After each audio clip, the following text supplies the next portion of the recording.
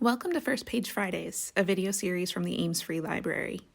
Join us each week as AFL staff share the first pages of books from a wide variety of genres. We'll read everything from new releases to titles from the library's most popular authors and even some of our personal favorites. Get a Life, Chloe Brown, by Talia Hibbert.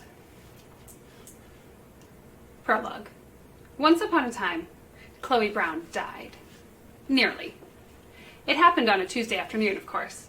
Disturbing things always seem to happen on Tuesdays. Chloe suspected that day of the week was cursed, but thus far she'd only shared her suspicions via certain internet forums. And with Danny, the weirdest of her two very weird little sisters.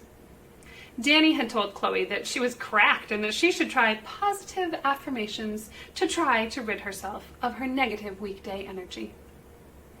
So, when Chloe heard shouts and the screech of tires and looked to her right and found a shiny, white Range Rover headed straight for her, her first ridiculous thought was, I'll die on a Tuesday, and Danny will have to admit that I was right all along.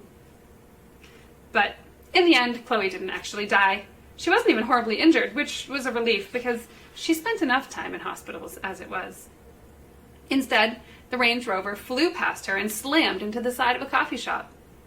The drunk driver's head-on collision with a brick wall missed being a head-on collision with a flesh and blood Chloe by approximately 3 feet. Metal crunched like paper. The middle-aged lady in the driver's seat slumped against an airbag, her crisp blonde bob swinging. Bystanders swarmed and there were shouts to call an ambulance.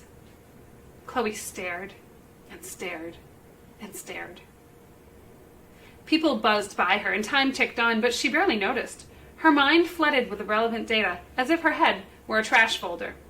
She wondered how much the repairs to the coffee shop would cost. She wondered if insurance would cover it or if the driver would have to. She wondered who had cut the lady's hair because it was a beautiful job. It remained relatively sleek and stylish, even when she was hauled out of her car and into a gurney. Eventually, a man touched Chloe's shoulder and asked, "Are you okay, my darling?" She turned and saw a paramedic with a kind, lined face and a black turban. "I believe I'm in shock," she said. "Could I have some chocolate? Green and black. Sea salts is my favorite, but the 85% dark probably has better medicinal qualities." The paramedic chuckled, put a blanket around her shoulders, and said, "Well, would a cuppa do, your Madge?" "Oh, yes, please." Chloe followed him to the back of the ambulance.